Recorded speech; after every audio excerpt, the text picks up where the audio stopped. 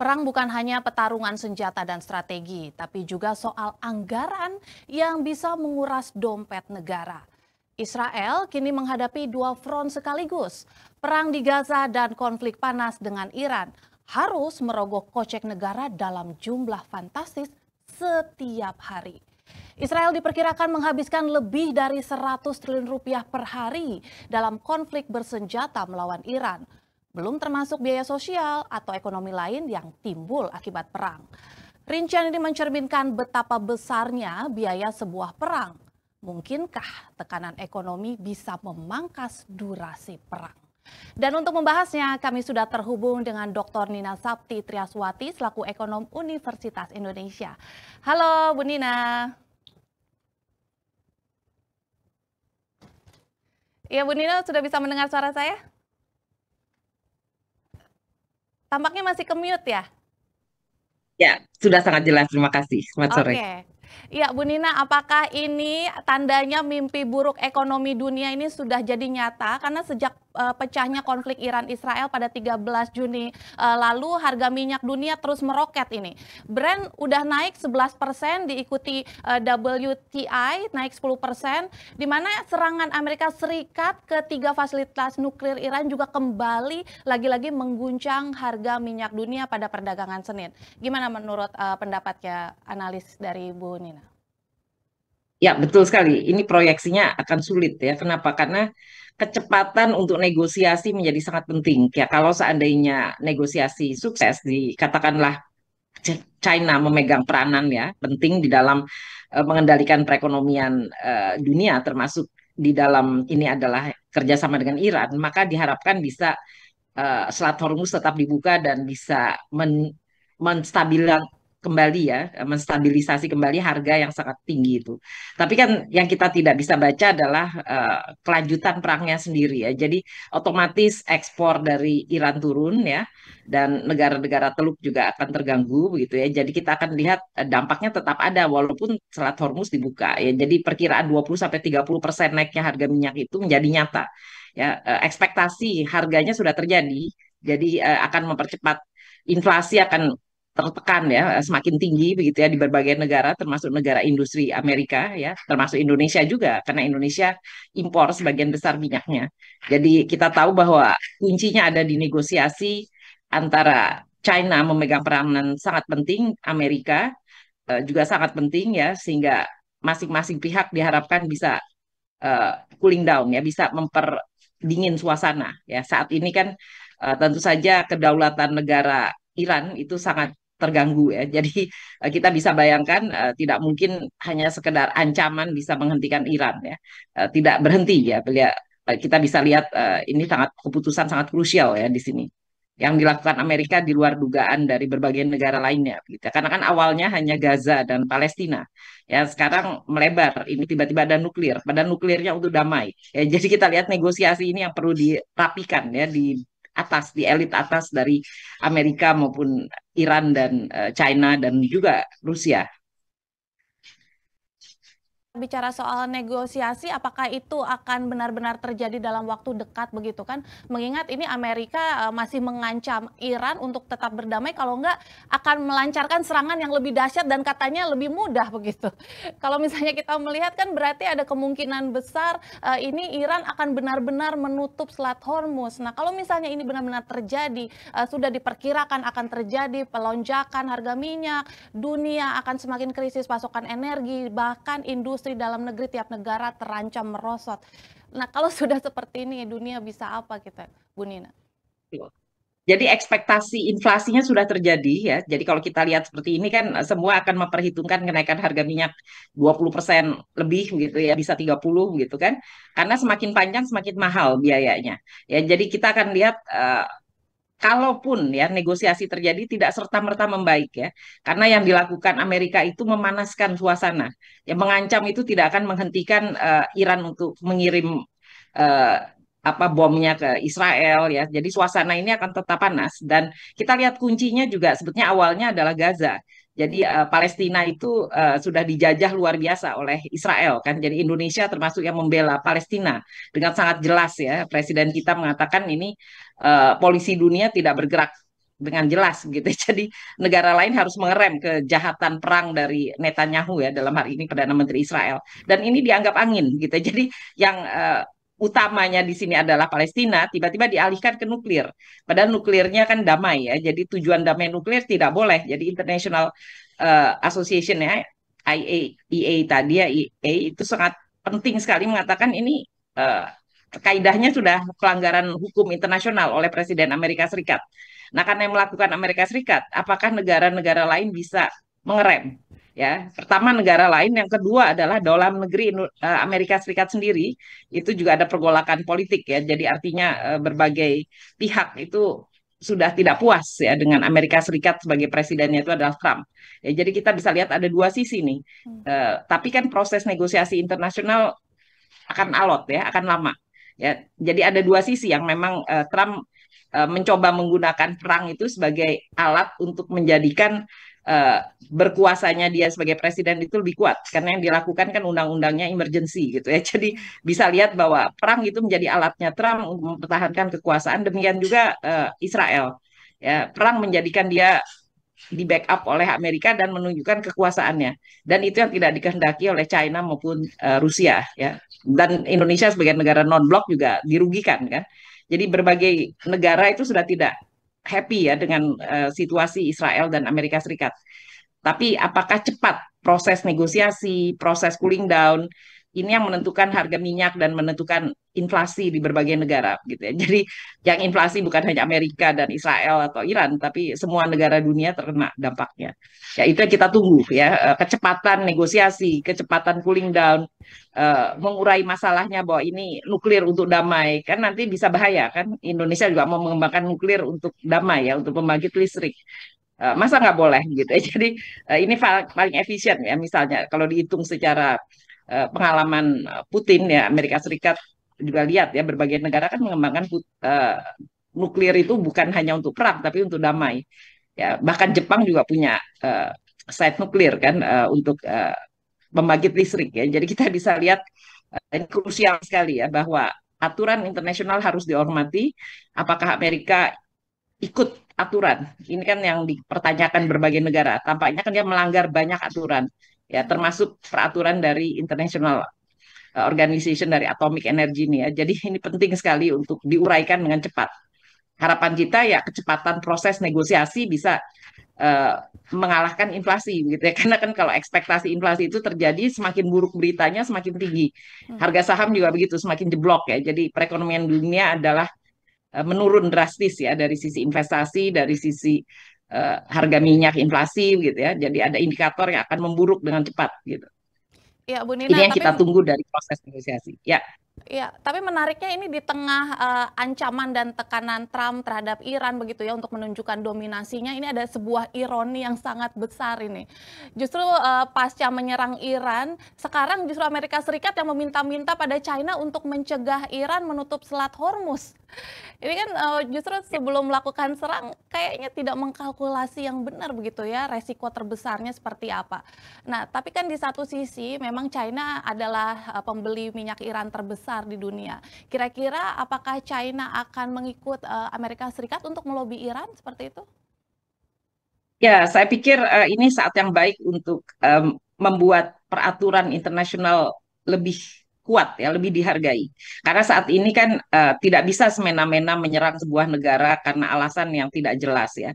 Berarti aturan internasional tentang nuklir itu sendiri boleh untuk damai kan begitu ya. Jadi ini yang sangat penting kedaulatan Iran dalam hari ini sudah dijatuhkan ya. Artinya penyerangan Amerika Serikat itu melanggar hukum internasional, kira-kira seperti itu ya, pemahaman kita secara cepat. Nah, apa yang terjadi adalah, kalaupun Cina mau negosiasikan dengan juga Rusia, itu kan harus dengan perubahan aturan, ya, harus dengan kesepakatan bahwa uh, Amerika Serikat tidak semena-mena gitu, dan juga termasuk Israel, Israel proksinya ini kan semena-mena ya, seluruh negara di dunia sudah kesal ya apa ya sudah marah sekali dengan genosida yang terjadi di Palestina itu. Jadi kita lihat ini yang beruntung dari perang itu siapa? Itu yang menjadi kunci kan. Ya hanya elit politik yang mempertahankan kekuasaan dengan oligarki pendukungnya yang ingin mengerebut eh, sumber-sumber minyak. Ya, jadi pengalaman dari perang Irak itu adalah eh, begitu perang-perang yang dialihkan kan adalah kontrak-kontrak minyak yang ada di Irak ya Hmm. kepada perusahaan Amerika Serikat. Yang kehilangan adalah mereka yang sudah kontrak sebelumnya gitu. Nah, ini kan Iran juga paham bahwa secara historis apa yang dilakukan terhadap Irak itu adalah merebut kekuasaan kontrak minyaknya. Ini yang menjadi key kenapa Iran itu ingin diserang. Ya, kita melihat bukan sekedar alasan nuklir kan, ini ada alasan ekonomi di belakangnya ya. Jadi Iya. jangan sampai ini nuklir hanya untuk alat mengukur kekuatan ekonomi dan politik ya.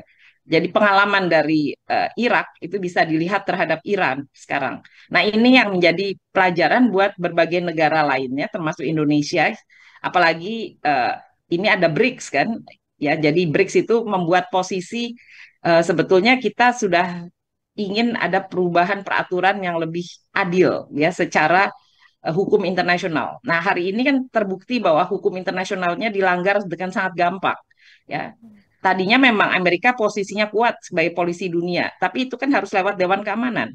Ya, dan juga harus persetujuan dari Atomic Energy International tadi ya, IAEA ya. Jadi ini Hmm. penting sekali dan itu tidak terjadi gitu. Jadi ini pelanggaran hukum internasional. Ya, jadi ada dua hal kalaupun China mau melakukan itu harus ada perubahan institusi peraturan internasionalnya dan Amerika tidak lagi seenaknya ya. Jadi harus ada pembatasan kekuasaan.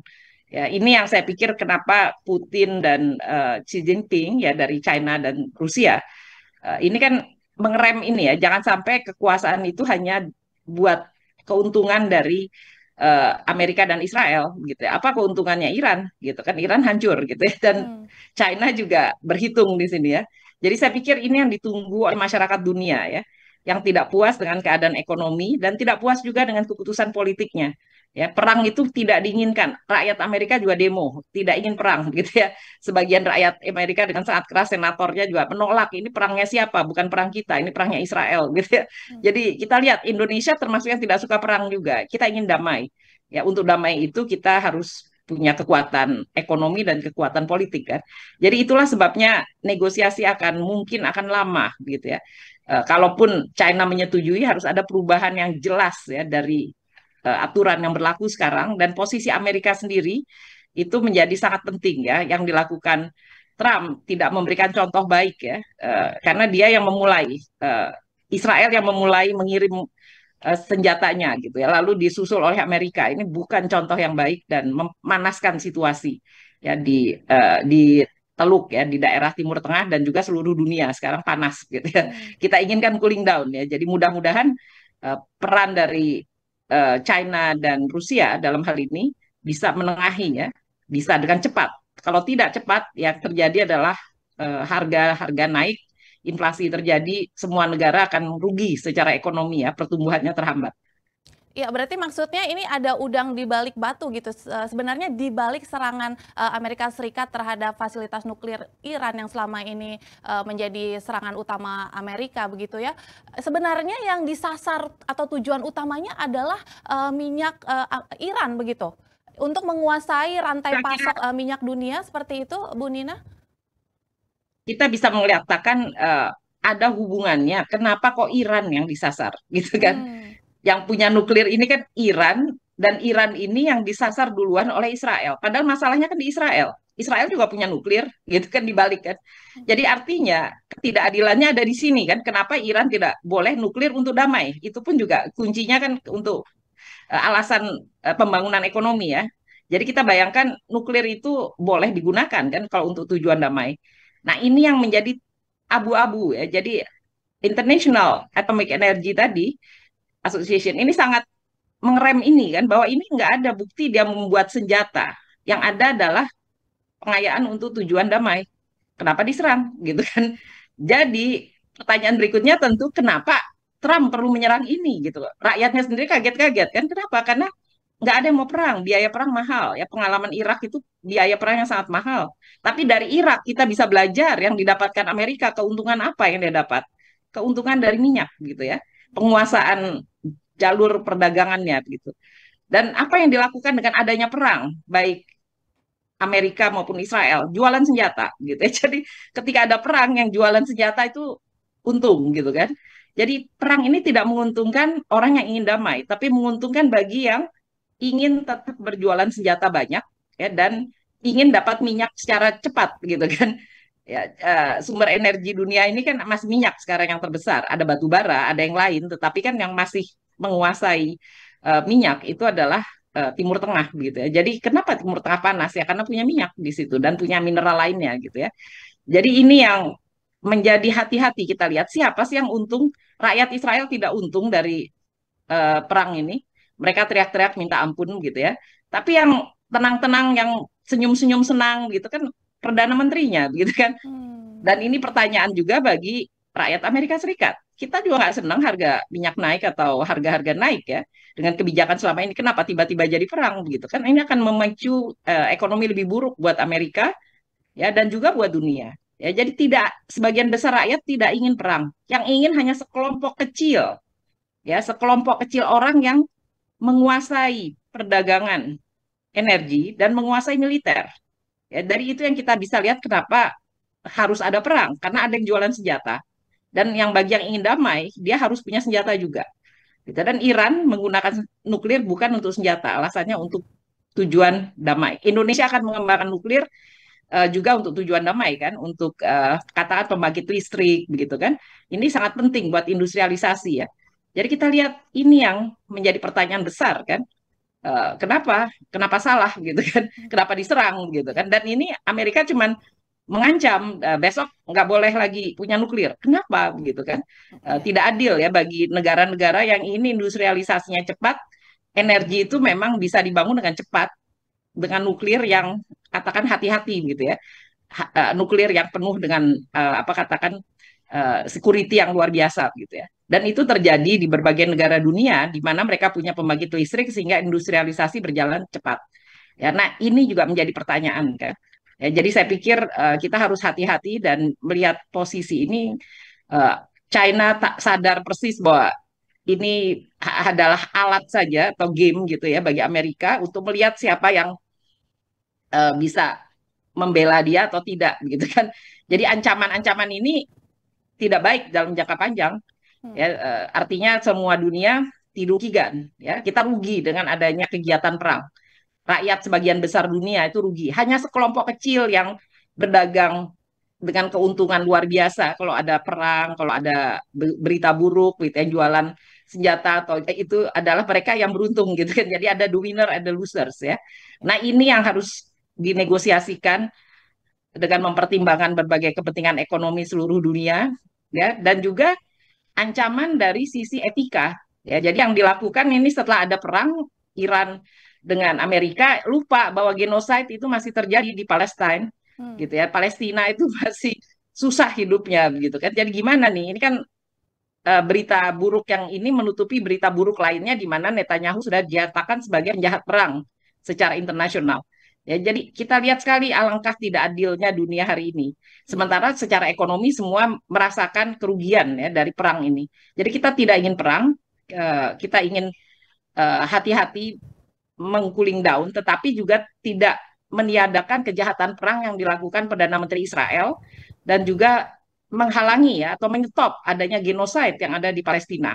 Ya, jadi apa yang dirasakan Israel hari ini kan orang selalu seluruh dunia bahkan uh, mencibir ya karena loh mereka melakukannya kepada Palestina bertahun-tahun ya. Jadi kalau Israel Aviv sekarang porak-poranda ya ada kemarahan seluruh rakyat dunia terhadap kekejaman Israel terhadap rakyat Palestina. Ya, jadi ini posisi Indonesia sangat jelas menghargai kedaulatan negara dan menghargai juga humanitarian ya, jadi human right ya dalam hari ini hak-hak hidup yang dimiliki oleh rakyat Palestina.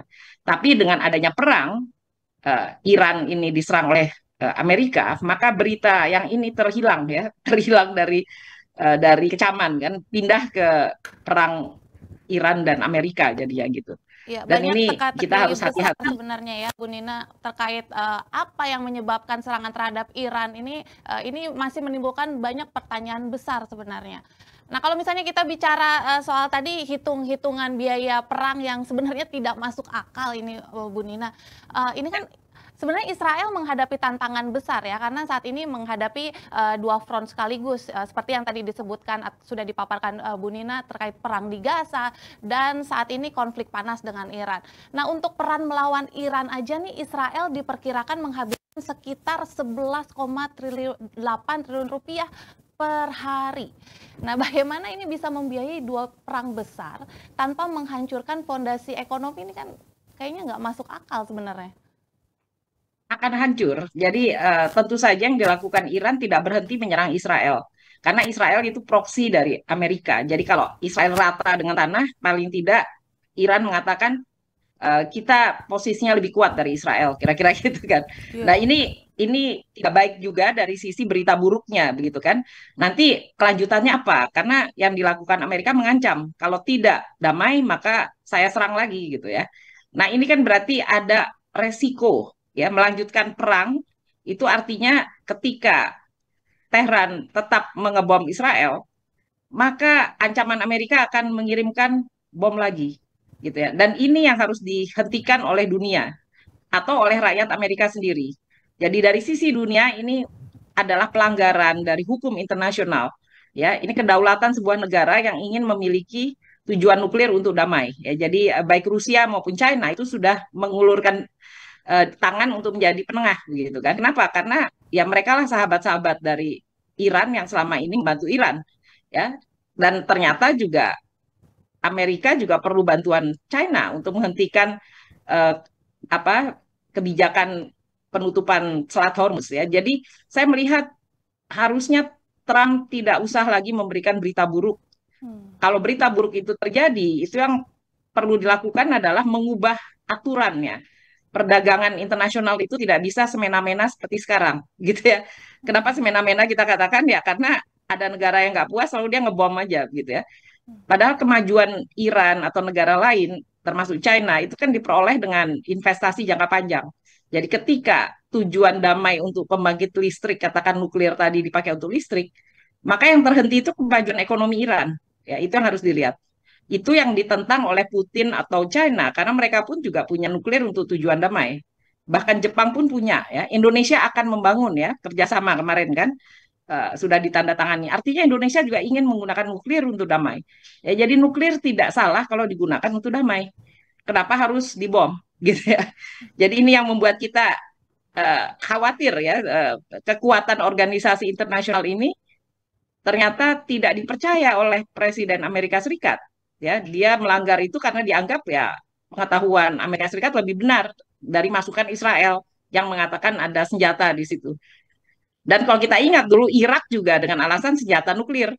Nuklirnya tidak jelas di mana penemuannya, yang terjadi adalah menyerang Irak dan memindahkan kontrak-kontrak minyaknya gitu ya. Itu yang kebaca dari ekonomi kan. Dan itu juga ditulis oleh Profesor Stiglitz ya, cerita tentang kerugian dari perang Irak itu. Jadi kita sadar sekali bahwa ini tindakan yang tidak tepat ya.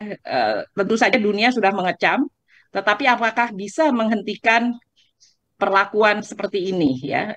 Yang bisa dilakukan kan perlu rem ya, perlu rem perubahan aturan. Dan kita menunggu negosiasi ini ya. Jadi ketika Amerika meminta bantuan China, apa jawaban China? Karena China sudah mengecam dengan keras gitu ya dari awal, tidak ingin ada perang ya, selalu mengerem kan. Dan ini yang dilanggar oleh Israel maupun Amerika. Jadi bagaimana mereka menegosiasikan ini? Ini yang sangat penting ya. Ya. Karena seluruh dunia sekarang kan ingin membangun dengan nuklir ya melalui kebijakan nuklir untuk damai ya, untuk membangun pembangkit listrik nuklir untuk listrik yang diperlukan untuk industri, kira-kira gitu ya. Sementara yang energi lainnya masih dipakai ya, bertahap menurun. Ya, ini yang peta politik semacam ini yang dihitung secara ekonomi. Kerugian perangnya sudah nyata ya. Jadi kalau tadi apakah Israel bisa bertahan ya kita lihat saja kalau memang Iran tetap menyerang Israel, Iran menyerang Israel terus gitu ya. Yang lari kan rakyatnya. Kita nggak tahu pemimpinnya Perdana Menteri Netanyahu ada di mana, tapi rakyatnya udah berlomba-lomba keluar dari Israel, Ya. sudah pindah ke Eropa atau lari kemana tetangganya gitu ya. Jadi yang rugi itu rakyat Israel sendiri ya. Jadi ini yang kita tidak tahu persis nasib Israel, tapi kita bisa lihat Amerika Serikat yang beritanya lebih terbuka itu mengatakan Amerika pun tidak ingin perang. Ya rakyat Amerika menolak perang gitu ya. Sebagiannya tentu saja yang pendukung dari Trump ingin perang, tetapi yang lainnya tidak. Ya, jadi kerugian Amerika Serikat juga jangka panjang. Ya, jadi kita pikir perang tidak akan menguntungkan siapapun, tetapi kita ingin damai dengan aturan yang adil gitu ya, yang jelas. Kalau saat ini kan tidak adil aturannya. Ya, Ya, tapi jadi kalau negara-negara misalnya berkembang kita melihat, Bu Nina, ya. kalau misalnya kita melihat kan dari sisi Iran sendiri sebenarnya dia sudah menyerukan juga tidak akan tunduk dan tidak akan menyerah begitu ya. Nah, sementara Ya, kerugian ekonomi dari sisi Iran sendiri juga tidak main-main karena kalau misalnya beberapa hari terakhir selama serangannya sudah ada lebih dari 400 rudal Iran ini yang ditembakkan ke Israel. Ini kan bukan harga yang main-main begitu. Nah, belum ini kan ya, ditambah dengan data dari firma analitik Kepler, di mana akibat perang ekspor minyak Iran ini turun drastis. ya, Bahwa betul sekali. total ekspor minyak mentah dan kondensat Iran diperkirakan mencapai 102.000 barel per hari BPD, kurang dari setengah BPD yang diekspor rata-rata tahun ini. Kalau misalnya kita melihat secara keseluruhan, ini mungkin nggak sih tekanan ekonomi bisa memangkas durasi perang? Yang ada negosiasi karena yang dihina ini harga diri ya. Jadi bayangkan Anda diminta surrender, menyerah. Tidak ada kepala negara yang bersedia menyerah begitu saja. Ya, jadi ketika Trump mengatakan menyerah begitu ya, dijawab dengan jelas tidak. Itu artinya harga diri sudah tersinggung. Ya, Hmm. sama seperti ketika Amerika minta tarif itu diterima oleh China, China menolak retaliasi. Hal yang sama dengan Iran ya, dalam hal diminta menyerah setelah diserang Israel. Lalu diserang lagi oleh Amerika gitu ya. Sekarang diancam lagi, ya jawabannya tetap tidak gitu ya. Walaupun harganya mahal. Jadi harga diri memang mahal, Mbak. Ya, cuman yang kita ingin katakan uh, tidak menguntungkan bagi siapapun ya perang itu. Jadi semua ingin cooling down, ingin mendinginkan diri dulu. Termasuk Presiden Indonesia ya Pak Prabowo sendiri juga mendukung hati-hati kita ingin cooling down dulu gitu ya. Kita negosiasikan lagi dengan baik-baik bahwa yang menyerang itu ya Israel duluan lalu Amerika duluan. Mereka kan Hmm. salah gitu ya. Jadi ini kecaman yang luar biasa. Sementara genosida yang ada di Israel waktu itu terhadap Gaza sampai hari ini terhadap Palestina masih berlangsung. Itu pun sudah dikecam ya, tapi veto dari Amerika. Jadi kita lihat kan betapa ini harus diselesaikan secara negosiasi baru bisa selesai perang Iran ini. Tapi kalau tidak, ini bisa panas dan Putin maupun China ini membackup kepentingan ekonominya dengan Iran kan. Jadi Iran itu kan katakanlah uh, begitu ada serangan langsung datang ke PIN itu karena berarti minta bantuan secara moral kan. Jadi kita bisa lihat sekali eskalasinya sangat panas ya. Iya. Jadi merugikan seluruh dunia, bukan hanya Iran dengan Israel dan Amerika begitu ya, tetapi akan merugikan secara merata seluruh dunia. Jadi memang saatnya untuk mengubah peta dunia dengan cara mengubah peraturannya gitu ya. Karena sudah jelas ini peta yang tidak sehat gitu ya kalau peta itu peta institusinya ya, peraturannya itu dirubah supaya tidak boleh lagi pelanggaran-pelanggaran semacam ini kan terjadi. Kalau tidak ya masih akan panjang ini perangnya. Ya, jadi kita bisa bayangkan ancaman Amerika menyerang Iran, saya pikir tidak akan main-main kalau didiamkan itu bisa menjadi perang dunia ketiga yang sebenarnya dan tidak ada yang untung ya secara ekonomi. Kalau secara politik mungkin ada yang untung gitu ya. Satu dua politisi bisa berasa beruntung gitu ya walaupun perang itu menghancurkan ekonomi. Jadi ini yang kita inginkan bagaimana peran dari Indonesia untuk menjaga kan posisi Indonesia juga kerugiannya minimal lah gitu ya. Sementara dari sisi Amerika tentu kita berharap ya rakyat Amerika juga bisa mengingatkan secara domestik bahwa ini adalah perang yang tidak adil gitu ya. Yang tidak perlu juga bagi rakyat Amerika karena saya lihat demo-demo dari Amerika Serikat sendiri dari senatornya, dari apa kubu politiknya, Republik maupun Demokrat itu sudah mengecam ya serangan ini memanaskan situasi, tidak memecahkan masalah Amerika, bukan perangnya Amerika kira-kira gitu, dan merugikan Amerika, merugikan dunia juga. Ya, jadi saya pikir harga itu menjadi nomor dua ketika harga dirinya terluka gitu ya. Jadi hitung-hitungan ekonomi itu menjadi tidak penting ya bagi Iran hari ini ya, sepanjang dia masih dikecam ya atau dipanas-panasin oleh Trump. Ya, jadi ini harus didinginkan dan disitulah negosiator dari sisi China maupun Putin dari Rusia itu harus bisa berdialog dengan baik ya terhadap Amerika. Jadi Amerika juga harus mengubah posisinya, nggak boleh merasa dia satu-satunya polisi dunia kan. Berarti polisi dunianya ada tiga sekarang, ada Amerika Serikat, Rusia, dan China yang sangat penting peranannya hari ini gitu ya. Baik di trade war maupun di physical war ya. Jadi kita bisa lihat inilah tiga polisi dunia yang hari ini harusnya bisa menjaga ketenangan di dunia. Dan ini termasuk ketenangan ekonomi ya. Jadi proses negosiasi kita tunggu dengan cepat gitu ya. Mudah-mudahan bisa berlaku cepat. Iya. Karena kalau tidak kita akan menderita panjang ini, lama gitu. Menyenggol harga diri ini susah banget ini Bu Nina ya. Kira-kira siapa nih yang bakal ngalah duluan? Amerika Serikat kah?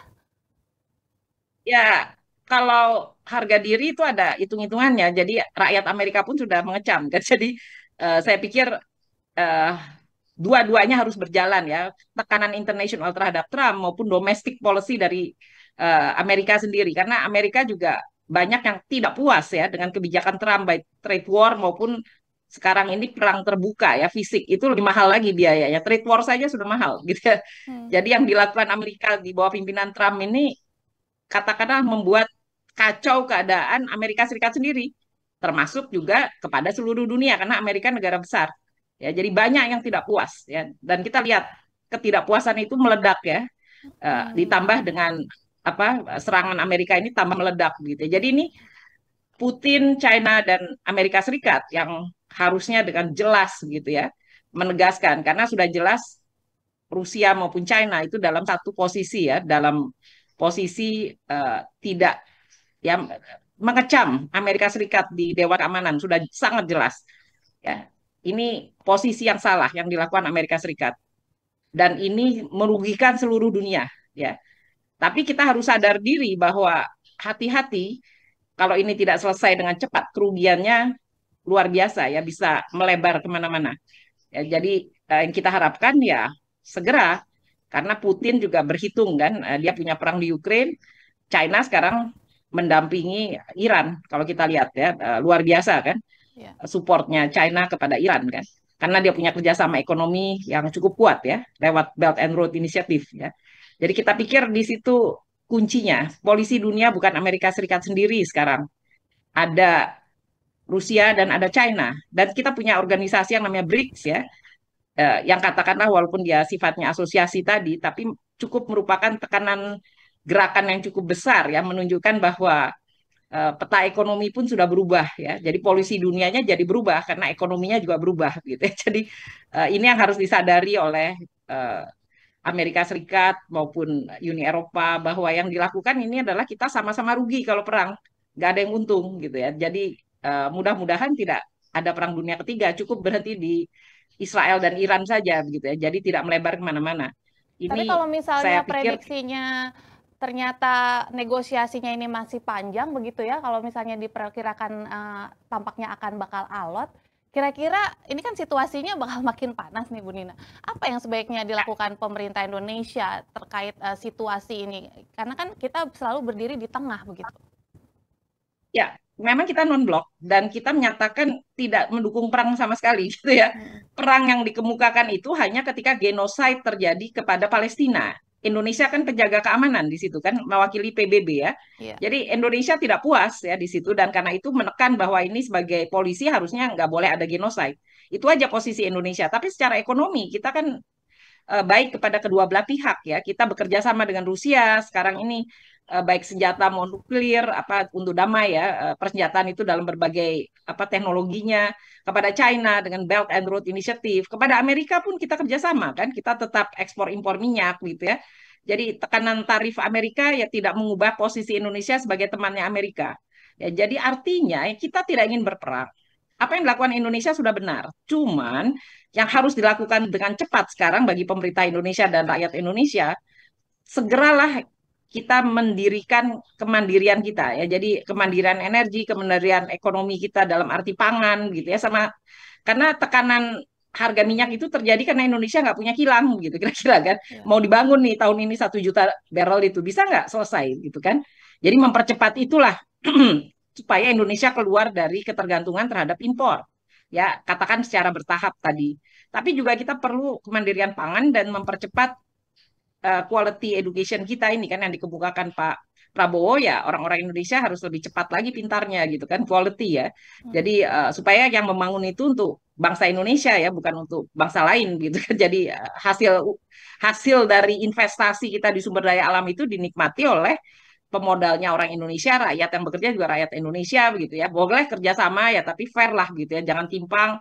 Ya, jadi ini pelajaran-pelajaran penting kita di situ dan ini PR-nya cukup panjang ya, karena di tengah-tengah kemandirian tadi ternyata ada korupsi-korupsi kan. Jadi ini Ya. pekerjaan berat ya dari Menteri Pertanian melaporkan ada korupsi di mana-mana, dari pertambangan juga sama, di berbagai BUMN juga masalah gitu ya. Jadi ini PR-PR yang Bapak Presiden hadapi hari ini yang sedang dibersihkan gitu ya. Kita berharap 1 tahun ini menjadi pelajaran berharga Indonesia 2025 semakin cepat kita mandiri itu semakin kuat ya. Jadi nggak bisa lagi kita berleha-leha gitu ya. Karena negara ini sudah cepat sekali perubahannya ya. Dunia ini kita lihat perangnya ini mendadak dan kita belum siap kan sebetulnya kalau ada perang beneran Pak Indonesia siap ya kita punya senjata tapi kan mungkin kita harus lebih kuat dari ini begitu karena negara kita besar sekali gitu. Jadi ini PR-PR besar Indonesia ya yang harus dibereskan dengan cepat.